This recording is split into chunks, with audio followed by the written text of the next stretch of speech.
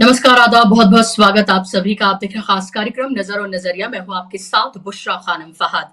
नरेंद्र मोदी सरकार, BJP IT cell, media का एक धड़ा, डोनाल्ड ट्रंप और एलन मस्क का झूठ पकड़ा गया है और उस झूठ का पर्दाफाश हुआ है।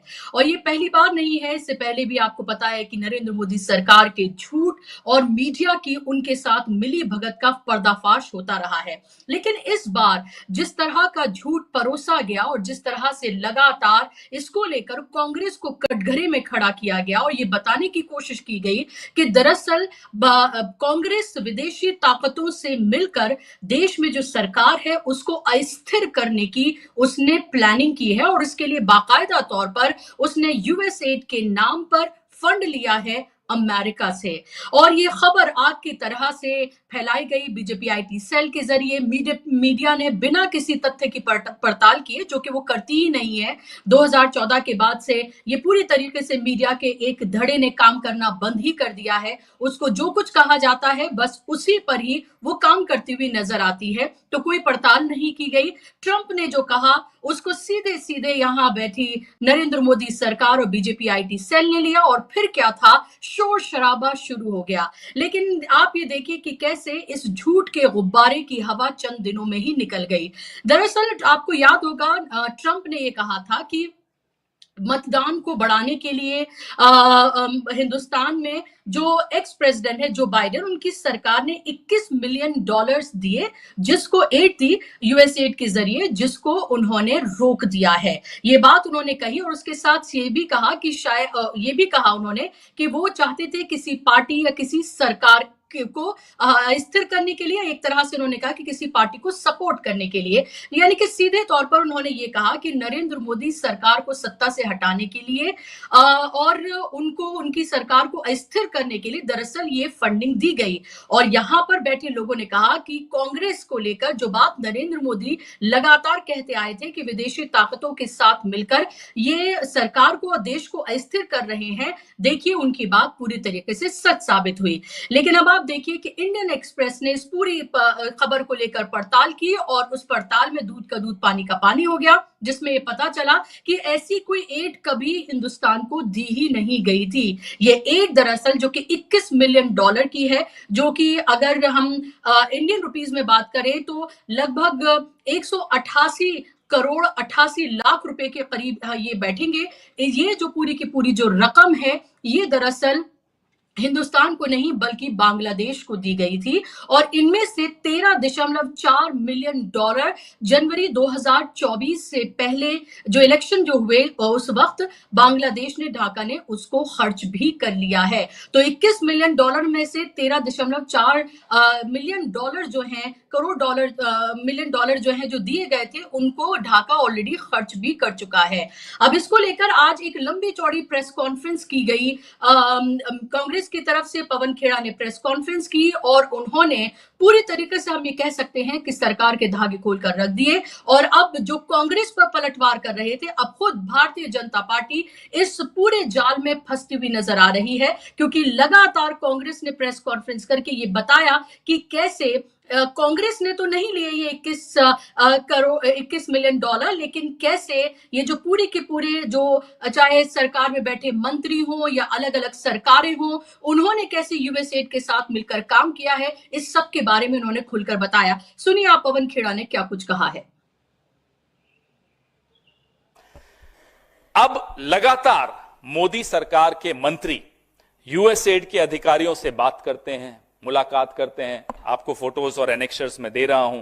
2024 में पीयूष गोयल कि भाई 2030 तक शुद्ध शून्य कार्बन उत्सर्जन के लिए बैठक यूएस एड से की। ये यूएस एड से क्यों पैसे ले रहे हो साहब? आप लो तो देश के हित में है, कोई किसी और सरकार में कोई एनजीओ ले तो वो देश के विरोध में है। षड्यंत्र तो यह है कि 2016 की नोटबंदी से ठीक पहले यूएस एड से कैशलेस इकोनॉमी पे समझौते नरेंद्र मोदी करते थे। तो ये डिमोनेटाइजेशन क्या अमेरिका के कहने से हुआ? किसको लाभ पहुंचा रहे थे आप इस डिमोनेटाइजेशन से? अमेरिका के हाथ की कठपुतली बने हुए थे। करोड़ों करोड़ों हिंदुस्तानियों की नौकरियां गई, अनऑर्गेनाइज सेक्टर बर्बाद कर दिया। अमेरिका के कहने से किया। हम भी ये जानना चाहते हैं कोविड में $100 मिलियन नरेंद्र मोदी जी ने यूएस एड से लिया। हम क्या मान लें कि आप भी उनके हाथों में खेल रहे हो?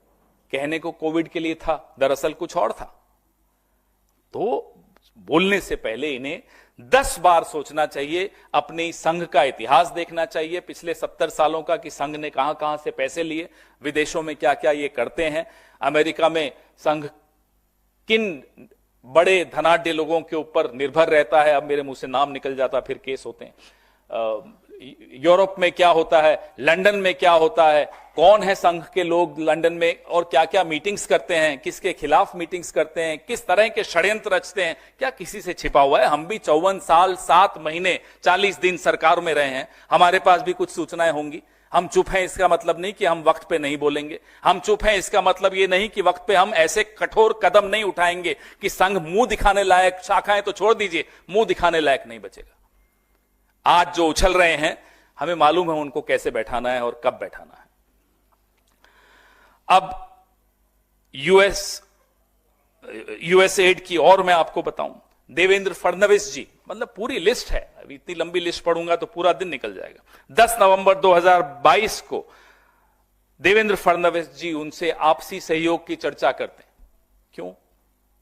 यूएस एड का क्या मतलब है भारत में? अगर आपको लगता है यूएस एड इतना गलत है, आपके मंत्री, आपके मुख्यमंत्री, आपके उप मुख्यमंत्री, आपके तमाम संतरी मंत्री सब इन्हीं से मिलकर बात कर रहे हैं। क्यों? बीच में फिर कुछ इन्होंने कहा था कि भाई सोरोस से पैसा लिया, इन्होंने लिया, उन्होंने लिया। फिर हमने कहा कि साहब जो जयशंकर जी हैं उनके पुत्र, उनका क्या हुआ? हम हैरान हैं, ये सब जानते हुए भी इनको लगता है कि हम बोल देंगे और बात चल गई तो चल गई। अब आप सरकार में बैठे हो, गैर जिम्मेदाराना तरीके से बात करना इनको बंद कर देना चाहिए। तो यहाँ आपने पवन खेड़ा को सुना। पवन खेड़ा ने तो पूरी तरीके से बीजेपी की ही पोल खोलकर यहाँ पर रख दी। चाहे कोविड के दौरान जो यूएस एड से मोदी सरकार ने पैसे लिए, या फिर कैशलेस इकोनॉमी के नाम पर जब नोटबंदी हुई तब किस तरह से यूएस एड से जो पैसे लिए गए, और किस तरह से जो अलग अलग सरकारें हैं भारतीय जनता पार्टी के अलग अलग राज्यों में, यहाँ मंत्री, नीति आयोग से लेकर सब किस तरह से यूएस एड के साथ मिलकर काम कर रहे थे, वो सब यहाँ पर खोल कर रख दिया है कांग्रेस ने। हिंदुस्तान में एक पूरा निजाम है, बाहर से जो फंडिंग होती है, अलग अलग एनजीओज हैं, अलग अलग ऑर्गेनाइजेशंस हैं जो फंडिंग लेती हैं, और उसके लिए बाकायदा तौर पर कानून है, ये कोई गैर कानूनी नहीं है। लेकिन आप ये देखिए कि कांग्रेस को देश विरोधी बस उनको करार देना है, चीनी एजेंट बताना है, यूएस के साथ मिलकर, जॉर्ज सोरोस के साथ मिलकर, विदेशी ताकतों के साथ मिलकर कैसे आप ये देखिए कि भारत को अस्थिर कर रहे हैं। ये तो विदेशी हैं, ये मूल निवासी यहाँ के नहीं है। ये तमाम तरह की बातें बीजेपी आईटी सेल, बीजेपी के नेताओं के जरिए, खुद नरेंद्र मोदी के जरिए ये कही जाती रही हैं, और इसी के तहत ये और एक शगुफा छेड़ा गया जिसका दूध का दूध पानी का पानी हो गया। आज इसी पर हम चर्चा करेंगे, इसी पर हम बात करेंगे, और बात ये भी होगी कि जब नरेंद्र मोदी गए थे अमेरिका, तो वहां पर जाकर कैसे, जब नरेंद्र मोदी साथ में बैठे हुए थे 2-2 ट्रांसलेटर्स के साथ, किस तरह से ट्रंप ये कह रहे थे कि ब्रिक्स को खत्म कर देंगे, तब नरेंद्र मोदी बिल्कुल चुप बैठे रहे। किस तरह से वो टैरिफ लगाने की बात कर रहे थे, तब नरेंद्र मोदी चुप रहे। एलन मस्क जो कि वहां के हम ये कह सकते हैं अमेरिका के अडानी है एक तरह से, उन्होंने जब ये कहा था कि F-35 फाइटर जेट जो है वो एक तरह से कबाड़ हैं, उनको हिंदुस्तान पर किस तरह से थोपा गया है और उसको लेकर कोई बात नहीं हो रही है। पूछा जाना चाहिए कि आप अमेरिका गए, कहा तो ये भी जा रहा है कि सेल्फ इनवाइट उन्होंने अपने आप को किया था नरेंद्र मोदी ने, और उनको लेने के लिए ट्रंप बाहर तक भी नहीं आए। और आपको आखिर मिला क्या?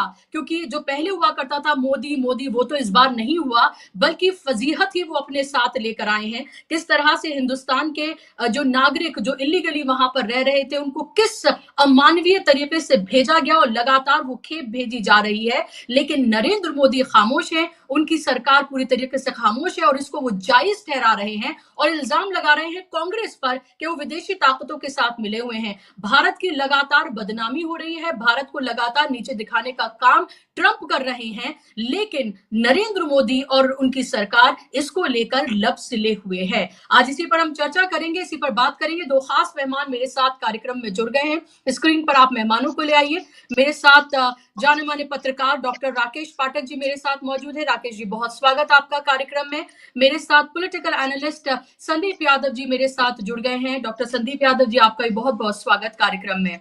शुरुआत तो मैं आपसे करना चाहूंगी राकेश पाठक जी, ये पूरा का पूरा एक तरह से हम ये कह सकते हैं कि झूठ का जो पिटारा था वो पूरी तरीके से खुल गया है। जो गुब्बारा उड़ाया गया था उसकी हवा पूरी तरीके से निकल गई है। कांग्रेस को घेरना चाहते थे लेकिन खुद अपनी फजीहत करा बैठे।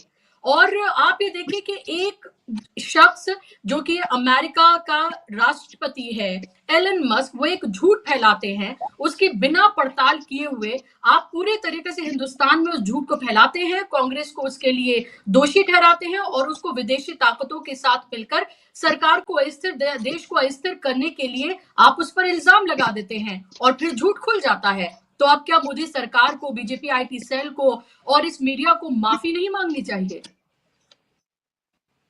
देखिए, संयोग से बुशरा जी, आप भूलवश एलन मस्क को राष्ट्रपति कह गई हैं, लेकिन ये मान लेना चाहिए कि एलन मस्क ही अमेरिका का राष्ट्रपति है। आज नहीं है तो 4 साल बाद हो जाने वाला है। आप पवन खेड़ा की बातों से पहले बड़ी विनम्रता से हमारे डीवी लाइव के दर्शकों के लिए वे जितनी जानकारी आज दे रहे थे पवन खेड़ा, डीवी लाइव ने 3 दिन पहले जो मेरा वीडियो है कि बंदर के हाथ में उस्तरे की तरह बीजेपी के नेता, उनके सांसद, उनके सोशल मीडिया सेल के चेयरपर्सन ये स्वाय आरोप में मोदी सरकार की नाक ही काट रहे। जितनी जानकारियां पवन खेड़ा ने दी हम 3 दिन पहले अपने वीडियो में बता चुके हैं, अपने शो पर स्पेशल। एक सवाल पहले पवन खेड़ा से कर लें, फिर इस पर विस्तार से बात करेंगे अगर उन तक पहुंचे। वे कह रहे हैं कि 54 साल, इतने महीने, इतने दिन हमने राज किया है और समय आएगा तब कार्रवाई करेंगे। आपने 54 साल, इतने महीने, इतने दिन में जो गलतियां की थी उसी का खामियाजा आज आप भुगत रहे। जब करना चाहिए था तब क्यों नहीं किया, तब क्यों नहीं मुंह खोला? आप सरकार में इतने साल रहे, आधी सदी से ज्यादा। आज आप दावा कर रहे हैं कि आपके पास भी जानकारियां हैं। अभी जुमा 10 साल पहले भी सत्ता में थे, और जब आप सत्ता में थे उसी दौर में Narendra Modi American council of young political leaders, एक अमेरिका की संस्था है जो इसी यूएस एड के साथ काम करती है, उस संस्था के बुलावे पर उसके साथ तालमेल करके 1994 में, अगर मैं ठीक हूं तो 1994 में नरेंद्र मोदी, अनंत कुमार और किशन रेड्डी, तीनों बीजेपी के नेता, ये लोग अमेरिका गए थे। किशन रेड्डी की सोशल मीडिया प्रोफाइल में ये तस्वीरें आज भी आप देख सकते हैं। तो उस वक्त नरेंद्र मोदी और उनके तमाम नेता, राष्ट्रीय स्वयंसेवक संघ के लोग, बीजेपी जो अब्रॉड में काम कर रही है वो, आरएसएस का जो विदेशी विभाग है वो, ये सब लोग क्या कर रहे हैं? अगर कांग्रेस ने 54 साल की अपनी सत्ता के दौर में जांच पड़ताल की होती तो आज ये दिन न कांग्रेस को देखना पड़ रहा होता, न देश को देखना पड़ रहा होता। अब आते हैं उस झूठ पर। जो राष्ट्रपति डोनाल्ड ट्रंप और एलन मस्क ने दोनों ने मिलकर झूठ फैलाया कि 21 मिलियन डॉलर भारत को वोटर टर्नआउट के लिए दिए गए थे, और आज सुबह के अखबारों में लीड खबर छपी है कि बाइडेन प्रशासन भारत में जो सत्ता थी उसको अस्थिर करना चाहता था, यानी मोदी की सरकार को। आपने बिल्कुल ठीक कहा कि इस वक्त 2014 के बाद का जो मीडिया है, चाहे प्रिंट हो या इलेक्ट्रॉनिक हो, वो तो भगवान भला करे इस डिजिटल माध्यम का हम सबके जो माध्यम है, चाहे वो वेबसाइट्स हो, पोर्टल हो, यूट्यूब चैनल्स हो, अगर ये ना हो तो क्या इस देश के लोग सचमुच जान पाएंगे कि आज जो खबर छपी है 4 कॉलम 8 कॉलम में, तो पूरी तरह फेक न्यूज है? भगवान भला करे इंडियन एक्सप्रेस का, जिसने इस बात का खुलासा कर दिया कि वो रुपया तो बांग्लादेश भेजा गया, और अंत में वो किस काम आया? अंत में वो काम आया शेख हसीना के तख्ता पलट को। और ये बात शेख हसीना पहले भी कह रही थी और बहुत सारे जानकार पहले भी कह रहे थे कि शेख हसीना के तख्ता पलट के पीछे अमेरिका और अमेरिका का पैसा है। यहां की सत्ताधारी पार्टी प्रमुख विपक्षी दल और उसके नेताओं को घेरने की कोशिश कर रही थी, लेकिन अब उल्टे बांस बरेली लद गए। जितनी तस्वीरें, जितने तथ्य पवन खेड़ा ने बताए वो सब हमने भी बताया, और बहुत सारे, हम अकेले नहीं हैं, बहुत सारे ऐसे जी निष्पक्ष पत्रकार हैं जिन लोगों ने बताई है वो सारी तस्वीरें। गवर्नमेंट ऑफ इंडिया की वेबसाइट पर, पीएमओ की वेबसाइट पर सब कुछ उपलब्ध है, pmindia.gov.in।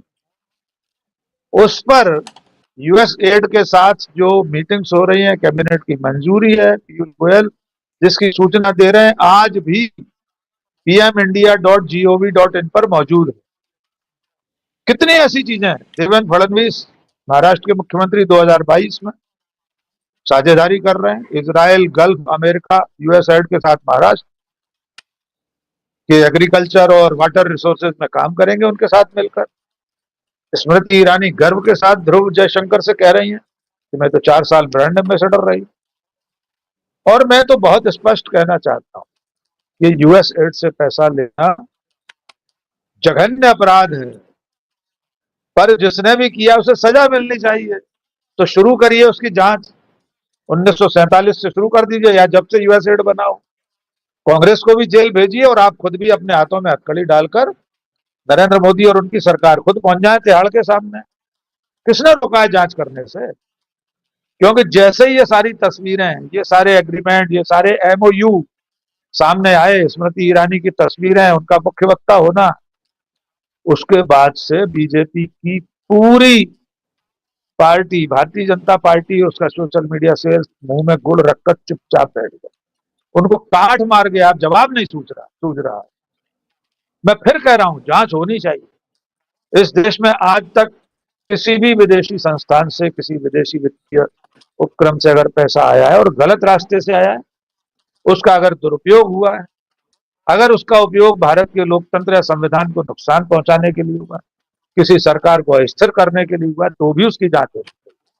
तो जांच इस बात की भी होना चाहिए कि 2014 से पहले जो इंडिया अगेंस्ट करप्शन नाम का आंदोलन चल रहा था, उसमें जो 5-5 लाख खाने के पैकेट बढ़ रहे थे दिल्ली में रामलीला मैदान में, वो कहां बन रही थी पूड़ियां? उनका भुगतान कौन कर रहा था? मुन्नालाल चौबे हलवाई को। वो बैनर, और पोस्टर, फिर अन्ना टोपियां कहां से आ हजारे, रहे थे? और मैं राकेश जी उसी फिर पर आ अन्ना रहा हूं। हजारे अमेरिका में जाके रोड शो करते हैं।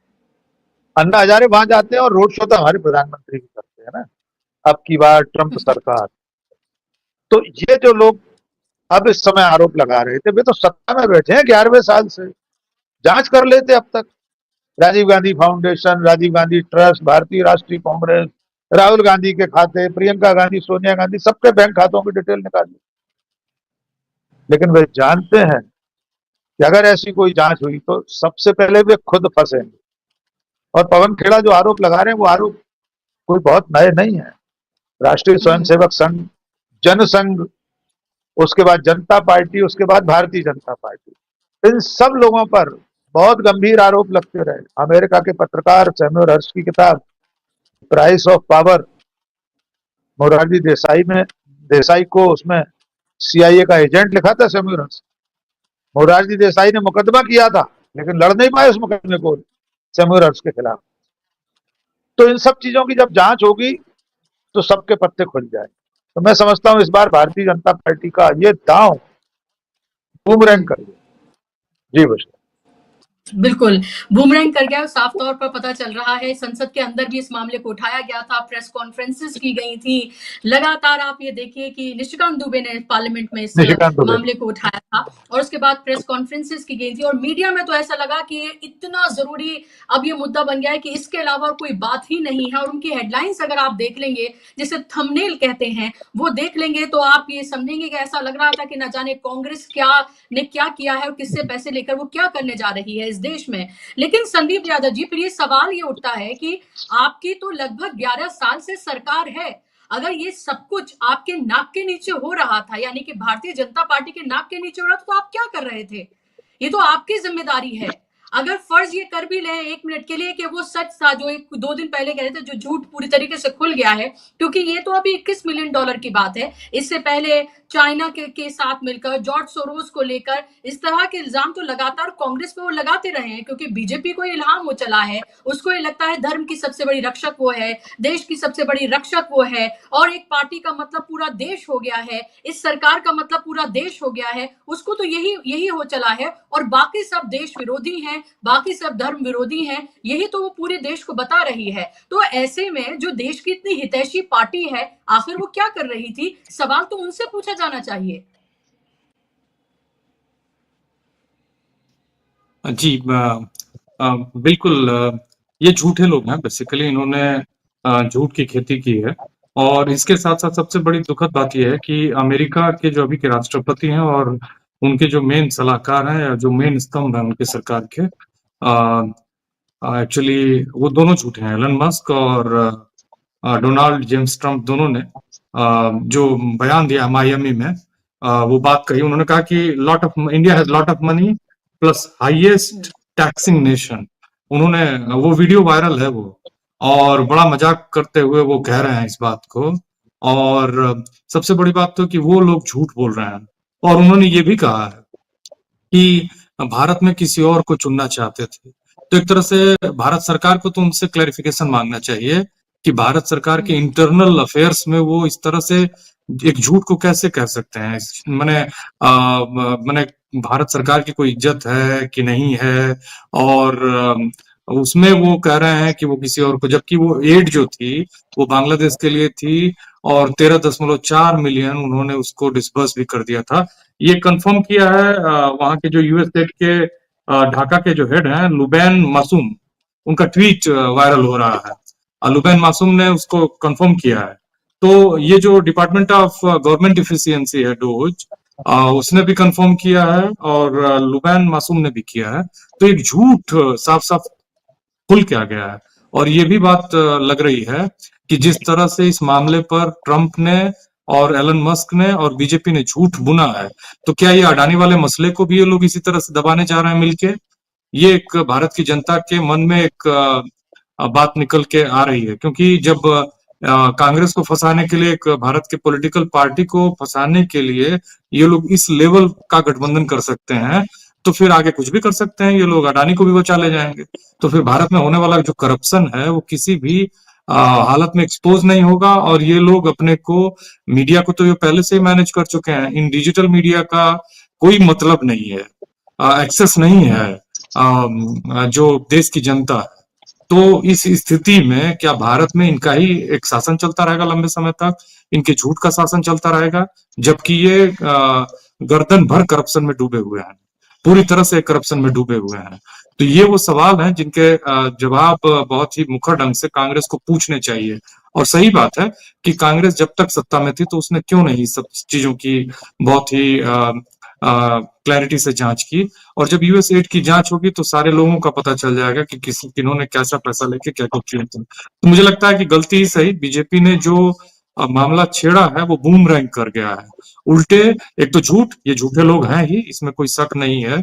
और इन्होंने जो रचा था अपना डिफेंस के लिए, या फिर इस मुद्दे में कांग्रेस को घेर के अडानी को बचा ले जाने का जो इन्होंने एक डिफेंस मैकेनिज्म बनाने की कोशिश की थी, वो उसमें एक्सपोज हो गए। अब कांग्रेस को दुगुना मुखर होके, उग्र होके अडानी के मसले पे भी घेरना चाहिए, और इनको भी घेरना चाहिए कि देखिए जब ट्रंप भी झूठा है, मस्क भी झूठा है, बीजेपी भी झूठी है, तो फिर ऐसी स्थिति में जो अडानी वाला मसला है, जो भारत के शेयर होल्डर्स के साथ जो चीटिंग है, जो अमेरिका में रहने वाले इंडियंस के साथ जो चीटिंग है, जो वो सोलर मामला है उसमें जो धोखाधड़ी है, जो शेयर्स को मैनिपुलेट किया गया है, उसमें कैसे न्याय हो पाएगा अडानी के खिलाफ और शेयर होल्डर्स के लिए? तो ये वो सवाल है जिसको कांग्रेस को बहुत मुखरता से उठाने की जरूरत है और इस पर बात करने की जरूरत है, क्योंकि इससे ये पता चल गया है कि ये बड़ी साजिश है। जिस तरह से मायामी में ट्रंप ये सब कह रहे हैं मंच से, एक मंच से कह रहे हैं, भाई वो राष्ट्रपति हैं एक बहुत मजबूत देश के, दुनिया के सबसे अमीर और मजबूत देश के, वो अगर झूठ बोल रहे हैं तो ये भारत के खिलाफ एक बहुत बड़ी साजिश है, और जिस पर कांग्रेस को पूछना चाहिए कि भारत सरकार उनसे इस झूठ के लिए क्या सवाल करने जा रही है और कैसे पूछने जा रही है कि वो किस तरह से कैसे इतना गैर जिम्मेदाराना बयान दे सकते हैं। इससे भारत की जी छवि को नुकसान हुआ है, भारत के लोग झूठे साबित हुए हैं। अभी एक खबर आई है कि जिन महिलाओं को जिन पुरुषों को मैंने तीसरी खेप में पंजाब में उतारा गया, उसमें एक महिला भी है जो उनकी बड़ी मार्मिक कहानी है, वो एक ट्रॉमा से गुजर रही है। इस तरह से भारत की जनता को छोड़कर झूठे मामलों में आप उलझ के उनकी देखभाल ना करके उल्टे सीधे हरकतें कर रहे हैं आप कहीं से भी एक जिम्मेदार सरकार की जिम्मेदारी मैंने की भूमिका नहीं अदा कर रहे हैं। ये बहुत दुखद है, बहुत निंदनीय भी है। जी, बिल्कुल। लेकिन उनको तो ये लग रहा है डॉक्टर राकेश पाठक जी, यही झूठ परोस-परोस कर वो एक के बाद एक राज्यों पर कब्ज़ा कर रहे हैं, सत्ता हासिल कर रहे हैं। तीसरी बार वो सत्ता में आ गए, सरकार बना ली, भले ही बैसाखियों पर टिकी हुई उनकी सरकार है। तो उनको तो ये लग रहा है कि उनका झूठ तो फल-फूल रहा है और उनके झूठ को जिस सलीके से वो परोस रहे हैं, लोग उसे सत्य समझकर आँख बंद करके, भरोसा करके वो जा रहे हैं। जैसे महाकुंभ 144 साल के बाद लोगों ने यकीन किया, लोग वहां गए, भगदड़ हुई, उसका कोई आंकड़ा नहीं आया। दिल्ली में लोग कहा कि स्पेशल ट्रेन चली और वहां पर जिस तरह से अनाउंसमेंट किया गया, वहां भगदड़ मची, न जाने कितने लोग उसमें मरे, उसकी भी कोई डेटा सामने नहीं है। तो ये सरकार जो कुछ कर रही है उसके अगर हम देखें विपक्ष की जो भूमिका है, भले ही वो सवाल उठा रही है, लेकिन उसमें वो मजबूती नहीं है जो मजबूती होनी चाहिए। खाली प्रेस कॉन्फ्रेंसेस करके, खाली कोई सभाएं करके अगर ये मसला हल हो रहा होता तो अब तक शायद हो जाता। और इसीलिए अभी पवन खेड़ा ने ये भी पूछा कि जब अमेरिका अडानी का नाम लेता है तब आप उसे झूठ बोलते हैं और जब वो झूठ बोलता है तो आप उसे सच समझ लेते हैं। तो लोग अब ये पूछ रहे हैं कि इसका हल क्या है फिर? देखिए, लोकतांत्रिक व्यवस्था में अंतिम हल तो जनता है। आपने ठीक कहा कि बार बार वे जीतते आ रहे हैं झूठ बोलने के बावजूद। तो अब इस देश की जनता की जिम्मेदारी है, वो कब तक इस झूठ को सच मानती रहेगी, कब तक इसको सहेजती रहेगी। कभी एक बार खड़े होकर नहीं पूछेगी, जैसा संदीप जी कह रहे हैं कि तीसरी खेप आई एक महिला ट्रोमा में। एक नहीं संदीप भाई, जाने कितने लोग ट्रोमा में, किस तरह अपमानित करके पहले 40 घंटे की यात्रा, फिर 46 घंटे का सफर तय करके दूसरी तीसरी खेप आई है। जंजीरों में, बेड़ियों में जकड़े हुए हाथ पैर हैं। बाथरूम का दरवाजा खुला हुआ है, अमेरिका के जवान खड़े हुए हैं, आपको उसी समय जाना है, वॉशरूम पर उसी तरह जाना है। कितना यातनामय सफर है। लेकिन क्या भारत सरकार ने, भारत के विदेश मंत्रालय ने, प्रधानमंत्री ने एक बार भी अमेरिका से या अमेरिका के राष्ट्रपति से इस बारे में बात की? पहली खेप के बाद तो प्रधानमंत्री गए थे 12 और 13 तारीख। भले ही उन्होंने खुद अपॉइंटमेंट मांगा था राष्ट्रपति से, वो दस्तावेज सामने आ गए। वो राजकीय यात्रा नहीं थी। हम जानते हैं आधिकारिक यात्रा, राजकीय यात्रा क्या होती है। इसके बावजूद नरेंद्र मोदी की उस यात्रा के बाद लौटती डाक वे जब आसमान में होंगे सफर में, उससे पहले 2 जहाज और रवाना कर दिए उसी तरह हथकड़ी पे। अब इस झूठ के को लेकर भी सवाल पूछना चाहिए, लेकिन कौन पूछे सवाल? किस तरह के दबाव में है नरेंद्र मोदी?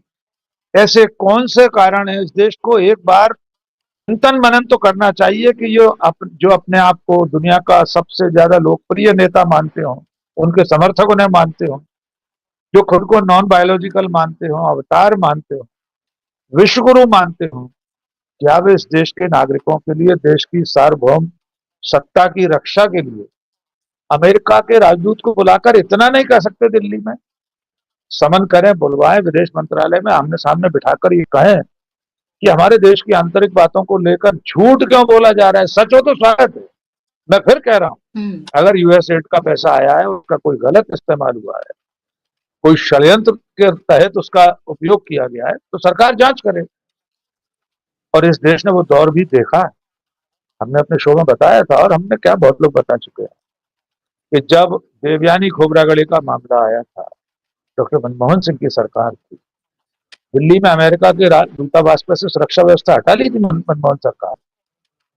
उनके खान पान, उनके लिकर पर जो रियायत मिलती थी वो खत्म कर दी। इनकम टैक्स डिपार्टमेंट ने स्कूल जो एम्बेसी का चलता था उसकी जांच शुरू कर दी। क्या क्या नहीं किया था। प्रधानमंत्री ने खुद, मनमोहन सिंह ने आपत्ति दर्ज कराई थी। विदेश मंत्रालय में अमेरिका की राजदूत को बुलाकर बाकायदा नाखुशी जाहिर की गई। इसका नतीजा ये हुआ था कि उस वक्त कि विदेश मंत्री जिम कैरी और अमेरिका के राष्ट्रीय सुरक्षा सलाहकार ने हमारे राष्ट्रीय सुरक्षा सलाहकार को फोन करके माफी मांगी थी और कहा था फिर कभी ऐसा नहीं होगा। अब तो उससे ज्यादा हो रहा है। वो एक हिंदुस्तानी की इज्जत का सवाल था। देवयानी खोबरागड़े IFS थी 1988 बैच की। उनसे एक तकनीकी गलती हुई थी कि उन्होंने अपने यहाँ काम करने वाली एक सहायिका को, वो भी भारतीय थी, सुशीला नायडू ऐसा कुछ नाम था उसका, उसके जो ड्यूज थे वो अमेरिका के श्रम कानूनों और वेजेस के हिसाब से कुछ कम दिए थे। इतने मात्र पर उनको हथकड़ियां लगी। लेकिन मनमोहन सरकार ने अमेरिका की सरकार को घुटनों पर ला दिया। लेकिन अब नरेंद्र मोदी की सरकार बयान जारी नहीं करती। इसके उलट संसद में विदेश मंत्री कहते हैं हथकड़ी बेड़ी में भेजना तो अमेरिका की डिपोर्टेशन की पॉलिसी है, नीति है। वो नीति तब कहां चली जाती जब वेनेजुएला के राष्ट्रपति अपना जहाज भेजते, निकोलस मादुरो सिविल प्लेन में अपने नागरिकों को वापस बुलाते। कोलंबिया के राष्ट्रपति अपना जहाज भेजकर सम्मान के साथ बुलाते हैं, जहाज में खुद रिसीव करने जाते हैं सीढ़ियां चढ़कर, और हम एक बयान जारी नहीं कर पा रहे। इससे ज्यादा कायर सरकार कोई हो नहीं सकती। न उसे देश के लोगों की चिंता है, न देश के सम्मान की चिंता है, न देश की सार्वभौमिकता। ये जो किसी देश की सार्वभौमिकता क्या है, उसकी सत्ता। भारत एक महादेश है, कोई भी देश हमारे साथ कोई ऐसा व्यवहार नहीं कर सकता जो हमारी एक स्वतंत्र इकाई के रूप में हमारी जो पहचान है उस पर डेंट लगे, उस पर धब्बा लगे। लेकिन रोज ऐसा हो रहा है। इसलिए मैं ऐसा मानता हूं कि इस मुद्दे पर सरकार अब कुछ नहीं करेगी, चुपचाप बैठ जाएगी। इसे कालीन के नीचे सरकार के लिए कोई और प्रोपेगेंडा लेकर आ जाएगी। लोग भूल जाएंगे कि 2 दिन पहले 7 दिन पहले निशिकांत दुबे ने क्या कहा था सदन में। लोग भूल जाएंगे सुधांशु त्रिवेदी ने प्रेस कॉन्फ्रेंस की थी। लोग भूल जाएंगे अमित मालवीय ने लंबे लंबे ट्वीट किए थे कि कांग्रेस गद्दार है और देश विरोधी काम कर रही है। निशिकांत दुबे ने देशद्रोह कहा था वहां प्रेस कॉन्फ्रेंस। सुधांशु त्रिवेदी ने भी यही कहा था, देश विरोधी गतिविधियां चला रही। अरे चला रही तो जेल में डालिए ना भाई, किसने मना किया है? तो कुल मिलाकर हमारा देश, हमारा समाज इस समय प्रपंच में फंसा हुआ है। सिर्फ प्रोपेगेंडा प्रोपेगेंडा प्रोपेगेंडा, सच्चाई लोगों तक नहीं पहुंच पाती। हम जैसे थोड़े बहुत लोग हैं, टीवी लाइव जैसे चैनल हैं जो सच्चाई पहुंचाने की कोशिश करते हैं। मैं फिर दोहरा रहा हूं कि देश भर में जितने लोगों ने आज ये खबर पढ़ ली होगी कि बाइडेन प्रशासन किसी और को सत्ता में लाना चाहता था, क्या वे लोग कल इसका खंडन पढ़ पाएंगे? क्या इतने ही बड़े साइज में फैक्ट चेक छपेगा कल के अखबारों में? क्या टेलीविजन चैनलों पर इतनी ही डिबेट होंगी कि दुनिया के दरोगा डोनाल्ड ट्रंप ने झूठ बोला था, सफेद झूठ बोला था? नहीं होगी विश्राई जी। बिल्कुल आप सही कह रहे हैं। और यही मेरा सवाल भी था डॉक्टर संदीप यादव जी कि झूठ जिस तरीके से परोसा जाता है और पहुंचाया जाता है वो दूर दूर तक पहुंच जाता है लोगों के पास। व्हाट्सएप ग्रुप के जरिए जो टीवी चैनल्स हैं जिनकी पहुंच बहुत ज्यादा है उन तक वो तमाम चीजें पहुंच जाती हैं। अब जाहिर सी बात है कि एक खबर के तौर पर हो सकता है किसी का थोड़ा ईमान जागे, थोड़ा जर्नलिज्म जागे तो शायद वो चला दे खबर के तौर पर इसको, अपने टीवी के पूरे 24 घंटे जो चलते हैं उनमें से कुछ मिनट इसको दे दिए जाएं। लेकिन इस पर बहस तो नहीं होगी, इस पर कोई कार्यक्रम भी नहीं होंगे, ये तो पूरी तरीके से तय है। तो क्या ये मान लें कि BJP, IT cell, Trump, Elon Musk इन सब ने एक झूठ फैलाया, उसमें कांग्रेस को देश विरोधी बताया गया, कहा गया कि देश विरोधी ताकतों के साथ जुड़े हुए हैं, ये इसी तरह का इन्होंने षड्यंत्र किया है, इन्होंने पैसे लिए हैं। कांग्रेस प्रेस कॉन्फ्रेंस करेगी, इसका खंडन करेगी, कहेगी श्वेत पत्र लेकर आए सरकार वरना हम ब्लैक पेपर लेकर आ जाएंगे, और ये सारी चीजों फिर ठंडा हो जाएगा मामला। तो ये तो कोई बात नहीं हुई। ये तो मतलब ऐसा हुआ कि उन्होंने कहा, आपने खंडन कर दिया, वो भी एक अखबार के हवाले से खबर आ गई, वरना ये झूठ और बहुत दिन तक चलता रहता। जी बिल्कुल। आपने ध्यान दिया होगा कि अमित मालवीय ने एक ट्वीट किया जिसमें वो उल्टे राहुल गांधी को लंदन के एक स्टेटमेंट को वो कोट करके, क्लिप को वायरल करके वो फंसा रहे हैं कि राहुल गांधी ने आह्वान किया था लंदन में कि जो सरकार है अभी भारत की उसको मतलब हमें मैंने एक तरह से डिसलॉज करना है, और उनको वो आरोपित कर रहे हैं, जबकि हकीकत अभी दुनिया के सामने आ गई है। बड़ी डिटेल्ड स्टोरी की है इंडियन एक्सप्रेस ने। और बहुत ही साफ ढंग से उसने बताया है कि ये जो एड थी वो बांग्लादेश के लिए थी। मायामी में ट्रंप ने झूठ बोला है, एलन मस्क ने झूठ बोला है, और इधर इस पर भी कार्रवाई होनी चाहिए। जो एक पार्लियामेंटेरियन होते हुए भी इतना गैर जिम्मेदाराना ढंग से बार बार एक ट्रोल की भूमिका पार्लियामेंट में अदा करता है वो व्यक्ति, उसके ऊपर कार्रवाई होनी चाहिए। क्योंकि पार्लियामेंट जैसी संस्था में एक जगह पर आप इस तरह के लूज स्टेटमेंट और कमेंट्स नहीं कर सकते हैं बिना एविडेंस के, बिना रेफरेंस के। आप कोई ऑर्डिनरी आदमी नहीं है, आप कोई सड़क छाप आदमी नहीं है। वैसे तो इस सरकार में कुछ कहा नहीं जा सकता है। जो हर तरह का ट्रोल है, जो हिंदू मुसलमान दंगे कराने के लिए जाना जाता है, वो लॉ मिनिस्टर बना दिया गया है दिल्ली की सरकार में। और आज ही की खबर है, ज्यादा दिन की खबर नहीं, अभी 2 घंटे पहले मैंने पढ़ी। आज ही की खबर है कि चीन जो है वो भारत के बॉर्डर पे और भी कई सौ गांव बसा रहा है। इस पर तो इनकी हिम्मत नहीं है बोलने की, अपने लोगों की बेइज्जती पर बोलने की हिम्मत नहीं है, बेरोजगारी पर बोलने की हिम्मत नहीं है, हिम्मत नहीं है कि कुंभ का जो पानी है वो नहाने लायक नहीं है, लोग बीमार पड़ रहे हैं, खबर है। और आज जो इंडिया गठबंधन के एक महत्वपूर्ण नेता अखिलेश यादव ने कहा कि अगर ये लोग कहते हैं कि पीने लायक है तो टैंकर में भरवा के उनके घर में उसी को कनेक्ट कर दिया जाए, पुण्य भी कमाएंगे ये, उसी से उनका खाना बने, उसी से नहाए, उसी को पिए, उसी से सब कुछ करें, आचमन करें, ये और भी बढ़िया रहेगा, करके दिखाएं वो। तो ये जो सरकारें हैं बहुत भयावह हैं। 1 साल से यमुना को साफ करने वाली मशीनें आके पड़ी हुई थी, जब इनकी सरकार बन गई तो ये उसके वीडियोस डाल रहे हैं। ये अगले 5 साल में भी साफ करके दिखा दे तो बड़ी बात है। नमामि गंगा जो प्रोजेक्ट है उस पर क्यों नहीं ये व्हाइट पेपर देते हैं, क्यों नहीं श्वेत पत्र जारी कर रहे हैं, बताते क्यों नहीं कितना पैसा खर्च हुआ, कितनी गंगा साफ हुई है। आपको गंगा में आप पानी को छू कर बता सकते हैं कि नहाने लायक नहीं है उत्तर भारत में।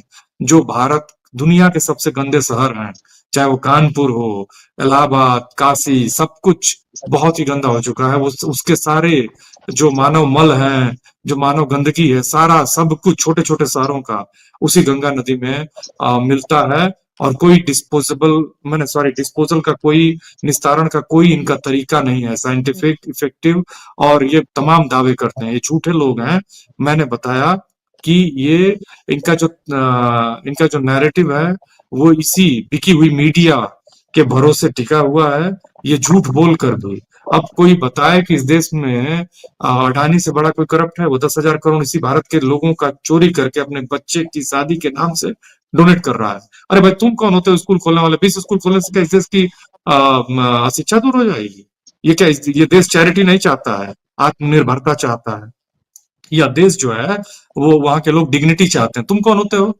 तुम भी उसी तरह के, जितना मैं नागरिक हूं, जितना राकेश पाठक सर नागरिक हैं, बुशरा खानम नागरिक हैं, उतने ही अडानी नागरिक हैं। मतलब 1 अंश भी हमसे ज्यादा नहीं है वो, हम उनसे कम भी नहीं है। तो ये भारत की जो सॉवरेनिटी है उसको भी चुनौती है। इस तरह के जो क्रोनी कैपिटलिस्टों का पनपना है, जो उगना जो है, वो भारत की प्रगति के लिए भयावह घातक मामला है, बाधक है। और ये भारत की निरीह और सीधी सादी निर्दोष जनता का उत्पीड़न है, भयावह।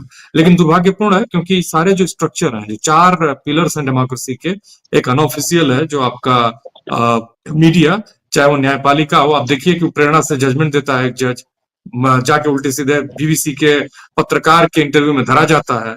अब इनकी कार्यपालिका, उसकी हालत देखिए, विधायिका की तो हालत देख ही रहे हैं। निशिकांत, कपिल मिश्रा टाइप के इनके ट्रोल जो हैं वो पार्लियामेंट में है, वो असेंबलीज में है, वो मिनिस्टर्स हैं। और इनकी जो अभी मुख्यमंत्री चुनी गई, उनकी भाषा देखिए, उनके ट्वीट देखिए, उनकी विजन देखिए। देखिए भाषा से ही व्यक्ति की देखिए कहते हैं हमारे तरफ कहा जाता है कि भाषा से साहित्य बनता है, साहित्य से संस्कृति बनती है, संस्कृति से समाज बनता है, और समाज से राष्ट्र का निर्माण होता है, और वही राष्ट्र पूरी मानवता में कंट्रीब्यूट करता है।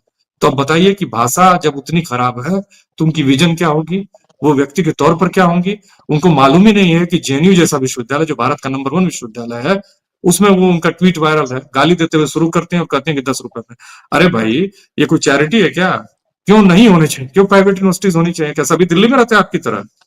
कौन जो छत्तीसगढ़ में रहता है, जो उड़ीसा में रहता है, कालाहांडी में रहता है, आसाम में रहता है, जो दूर दूर उत्तर प्रदेश के गरीब गांवों में और जिलों में रहता है, वो कैसे पढ़ेगा? अगर वो आईफोन भी रखता है तो क्या दिक्कत। तो ये मेरा कहने का मतलब है कि ये उल्टा नैरेटिव, ये पोस्ट ट्रुथ जो एरा है ना, इसमें मीडिया को मैनेज करके सच को झूठ और झूठ को सच, जो ये काम चल रहा है, ये बहुत भयावह है। और इसमें ट्रंप जैसे एलन मस्क जैसे लोग भी एक्सपोज हुए हैं। मुझे लगता है कि भारत के जो विपक्षी दल है उनको बहुत ही क्लियर ढंग से साफ साफ पूछना चाहिए कि कर क्या रहे हैं आप। कुछ कर तो सकते नहीं है, लोगों की अस्मिता की रक्षा नहीं कर सकते हैं, लोगों की रोजगार नहीं दे सकते हैं। लोग भाग भाग के, जो 60,000 लोग गए 2023 में बुसरा जी, उसमें 42,000 गुजरात के हैं। लेकिन हर प्लेन कहाँ उतर रहा है? पंजाब में। कोई गुजरात नहीं उतर रहा है, क्योंकि गुजरात में 2027 में चुनाव है। गुजरात मॉडल एक्सपोज हो जाएगा, जो कि एकदम बोगस मॉडल, फर्जी मॉडल। तो ये बेसिकली ये लड़ाई जो है ना, झूठ बनाम सच की है, धूर्तता बनाम विनम्रता की है, और मतलब हिंसा बनाम पीस की है। तो इसमें क्या है कि बहुत ही मजबूत चरित्र दिखाते हुए और बहुत ही सफाई से और बहुत ही मजबूती से आगे बढ़ना होगा, नहीं तो ये लोग जल्दी जाएंगे नहीं। ये बहुत भयावह लोग हैं।